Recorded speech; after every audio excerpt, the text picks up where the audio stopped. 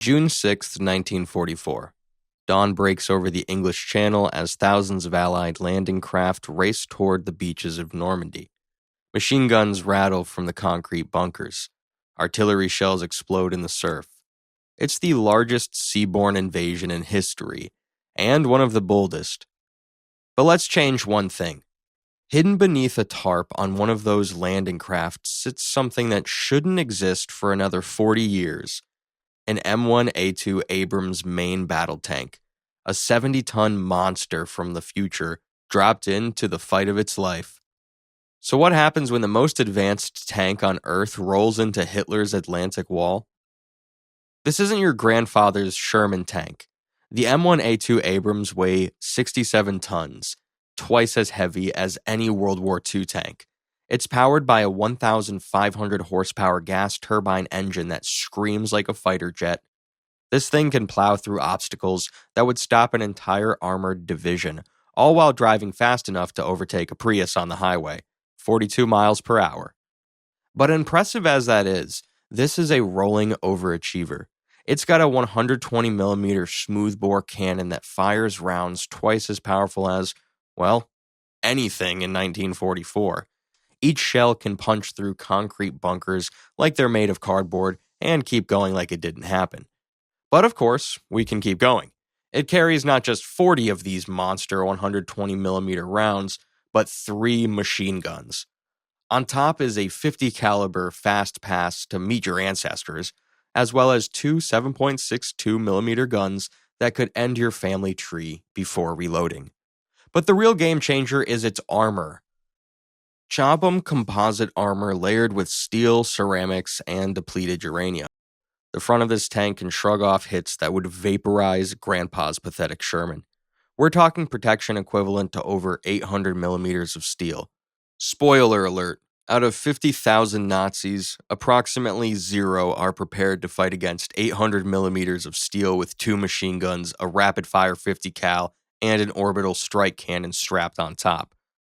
Oh, and it has thermal imaging that can spot enemies in complete darkness, as well as a laser rangefinder and a ballistic computer that calculates shots automatically. It can hit targets over 2 miles away while moving at full speed, and unlike the primitive weapons around it, it won't be missing. Every time it fires, at least one Nazi will be erased. In 1944, this thing is basically alien technology. But let's take a look at what it's up against.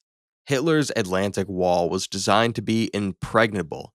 Concrete bunkers bristling with 88mm cannons, machine gun nests covering every inch of beach, anti-tank guns, mortars, and artillery pieces zeroed in on the landing zones. The German defenders have Panzerfaust rocket launchers, Panzerschreck anti-tank rockets, and the dreaded 88mm flak guns, the tank killers that terrorized Allied armor across Europe. These weapons could penetrate 200mm of steel armor. Against World War II tanks, they were death sentences. But here's the problem. The Abrams frontal armor is the equivalent to over 800mm of protection. Those feared 88s, they might as well be shooting spitballs. The beaches are also mined, covered with steel obstacles, and defended by battle-hardened troops who've spent years preparing for this exact moment. At Omaha Beach, the cliffs are packed with overlapping fields of fire designed to turn the surf red with blood. The landing craft's ramp drops. Bullets ping off the Abrams armor like raindrops. The tank's engine roars to life, a sound no one in 1944 has ever heard. It sounds like a demon from hell. The Abrams rolls forward into the surf. Machine gun fire bounces harmlessly off its hull. A Panzerfaust rocket streaks towards it and barely scratches the paint. The German gunner stares in disbelief as this monster tank shrugs off his best shot. The Abrams main gun swivels toward the nearest bunker and fires. The 120mm shell obliterates the concrete position in a single hit. What would have taken a full naval bombardment to crack, the Abrams erased with one round and was kind enough to buy everyone inside a one-way ticket straight to the afterlife. Panic spreads through the German lines. Their anti-tank guns open fire desperately. 88mm shells slam into the Abrams' front armor and bounce off. At worst, the gunner inside might feel like he's in a massage chair. And the tank, it doesn't even slow down. It climbs the beach like it's a gentle hill. Steel obstacles that would stop other tanks, the Abrams crushes them underfoot. Barbed wire, it plows through like it's not even there. The machine gun comes alive. The 50 caliber on top tears through German positions. Infantry dive for cover as tracers light up the dawn sky. The coaxial machine gun picks off individual targets with surgical precision. Within minutes, the Abrams has punched a hole clean through the Atlantic Wall. Allied infantry pour through the gap, no longer pinned down by murderous crossfire. The bloodbath at Omaha Beach just became a walkover. But here's the catch. It's still just one tank on a 50-mile front. The Abrams is dominating its sector, but the battle for Normandy is happening on 5 different beaches simultaneously. It can't be everywhere at once.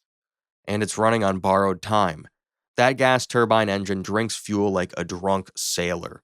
In intense combat, it's got maybe 6 to 8 hours before it needs refueling.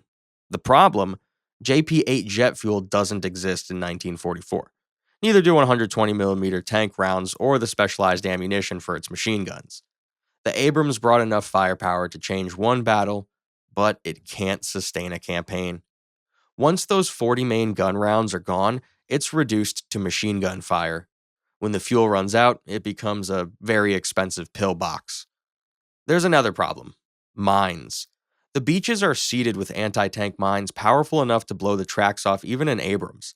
A mobility kill would strand the tank in the sand, where German artillery could eventually wear it down.